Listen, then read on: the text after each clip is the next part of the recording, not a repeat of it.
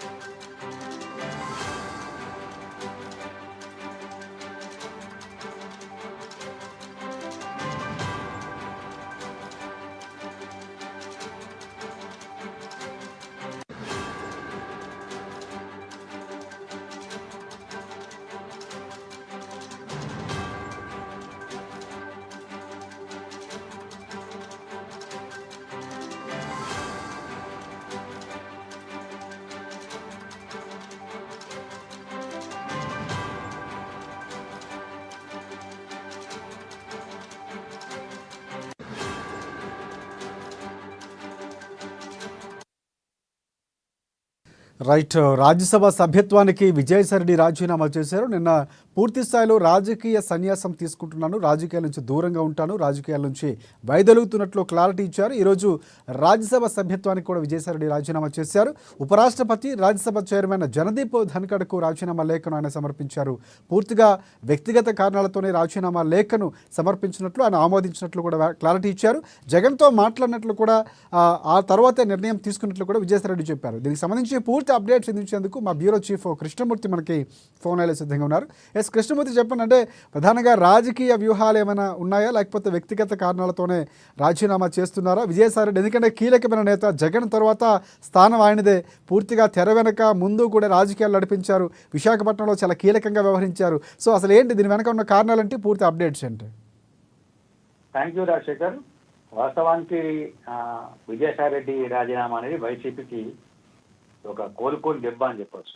కారణం ఏంటంటే YCP party స్థాపనకు కానీ, లేదు అంటే ఆ పార్టీ యొక్క సిద్ధాంతాల రూపకల్పన కానీ, మిగతా అంశాలు అంటే పార్టీని ఏ రకంగా ప్రజల్లోకి తీసుకువెళ్ళాలి, ఇవన్నిటికీ వ్యూహాలను రచించింది ఒక రకంగా చెప్పాలంటే విజయసాయిరెడ్డి.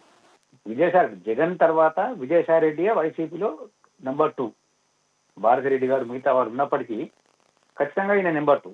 ఈ నేపథ్యంలో అంటే అధికారంలో ఉన్నంత కాలం, లేకపోతే జగన్ను అధికారం తీసుకురావడానికి, జగన్ మీద సిబిఐ, ఈడీ తదితర కేసులను నుంచి ఆయనను క్షేమంగా తప్పించేందుకు ఇటు చార్టెడ్ అకౌంటెంట్గా, అడ్వకేట్గా ఆయనకున్న అనుభవం, విజయసాయిరెడ్డికి ఉన్నటువంటి అనుభవాన్ని పూర్తి స్థాయిలో రంగరించి జగన్కు అన్ని రకాలుగా అండదండగా ఉన్నటువంటి విజయసాయిరెడ్డి ఇప్పుడు రాజకీయాల నుంచి తప్పుకుంటున్నా, రాజకీయాల నుంచి మాట్లాడను, రాజకీయాలకు నేను చాలా దూరంగా ఉంటాను, నా వ్యక్తిగత జీవితాన్ని నేను అనుభవిస్తాను అని చెప్పడం అనేది చూస్తూ ఉంటే కొంత చర్చనీయాంశం వాడిని. ఏపీ రాజకీయాల్లో ఇది ఒక సంచలనం.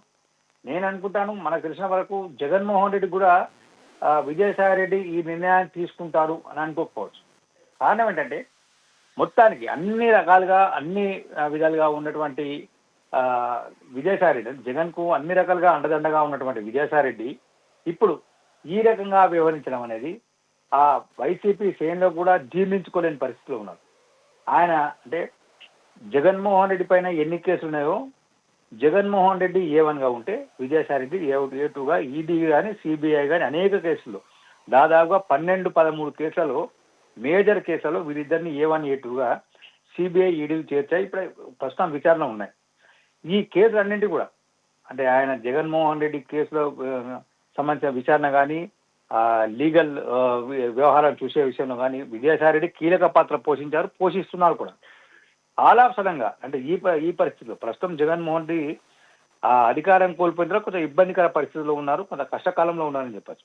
అంటే కష్టకాలంలో అండగా ఉండాల్సినటువంటి ఎప్పుడైతే వైఎస్ రాజశేఖర రెడ్డి చనిపోయిన తర్వాత జగన్మోహన్ రెడ్డికి అన్ని రకాలుగా అండదండగా ఉన్నటువంటి విజయసాయిరెడ్డి ఇప్పుడు అంటే కష్టకాలంలో మరోసారి అండదండగా ఉండకుండా ఎందుకు పక్కకి తప్పుకుంటున్నారు, ఎందుకు రాజకీయాలకు దూరంగా ఉంటున్నారు ఏందన్న విషయంలో కొంత అంటే భవిష్యత్తు ఒక 2 నెలలు 3 నెలల తర్వాత వచ్చే అవకాశం ఉంది. ఆయన రాజకీయాల్లో ఉండను అన్నప్పటికీ ఉన్నటువంటి పరిస్థితుల్లో ఆయన రాజకీయాలలో ఉండకుండా ఉండే పరిస్థితి లేవు. ప్రస్తుతం ఆయన ఉన్నటువంటి పరిస్థితి కానీ జగన్మోహన్ రెడ్డి ఉన్న పరిస్థితి కానీ మిగతా విషయాలు అంటే రాజకీయంగా వీళ్ళు అన్ని రకాలుగా వీళ్ళకి అండదండగా ఉంటేనే కొంత కేసు నుంచి కానీ మిగతా విషయంలో కొంత ఉపశమనం లభించే అవకాశం ఉంది. కాబట్టి ఉపశమనం లభించాలి అన్నప్పుడు రాజకీయాలు ఖచ్చితంగా ఉండాల్సిన అవసరం ఉంటుంది. కానీ రాజకీయాలు లేకుండా పోతుంది అనేది కొంత చర్చించాల్సిన అవసరం, చర్చనీయాంశం కూడా మారే అవకాశం ఉంది. అయితే ప్రస్తుతం ఏపీలో ఉన్నటువంటి తెలుగుదేశం పార్టీ ప్రభుత్వం కానీ చంద్రబాబు నాయుడు నాకు ఎలాంటి వివాదాలు లేవని, గతంలో ఇదే చంద్రబాబు నాయుడు అనేక రకాలుగా లోకేష్ ను చంద్రబాబు నాయుడు అనేక రకాలుగా ఈయన తన వ్యాఖ్యలతో ఇబ్బందికర పరిస్థితి తీసుకొచ్చిన సంఘటన ఉన్నాయి. మరి ఆ నేపథ్యంలో అంటే ఆలాపసరంగా నాకు ఎవరు రాజకీయంగా శత్రువులు లేరు, రాజకీయంగా మిత్రులు లేరు, నేను రాజకీయాల్లోకి వచ్చాను వెళ్ళిపోతున్నాను, ఎలా వచ్చానో అలా ఆలాపసరంగా వచ్చాను ఆలాపసరంగా వెళ్ళిపోతున్నాను అని చెప్పడం అనేది కొంత అంటే విజయసాయి రెడ్డి వ్యూహాలలో ఇది ఒక వ్యూహం అని మనం భావించాల్సిన అవసరం ఉంటుంది. రాజశేఖర్ కృష్ణమూర్తి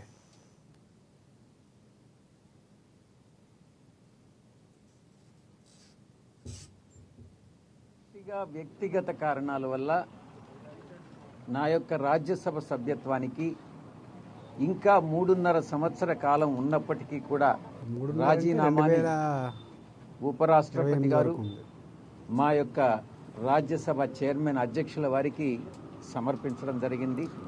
ఆయన ఆ రాజీనామాను ఆమోదించడం కూడా జరిగింది. పూర్తిగా వ్యక్తిగత కారణాల వల్ల రాజీనామా మాత్రమే కాదు రాజకీయాల నుంచి కూడా తప్పుకోవాలన్నటువంటి నిర్ణయాన్ని తీసుకోవడం జరిగింది. వైఎస్ఆర్ కాంగ్రెస్ పార్టీ 2019 ఎన్నికల్లో 151 స్థానాలు సాధించుకున్నది. 2024 ఎన్నికల్లో 40% ఓటింగ్ సాధించుకున్నది. జగన్మోహన్ రెడ్డి గారు అత్యంత ప్రజాదరణ కలిగినటువంటి నాయకులు.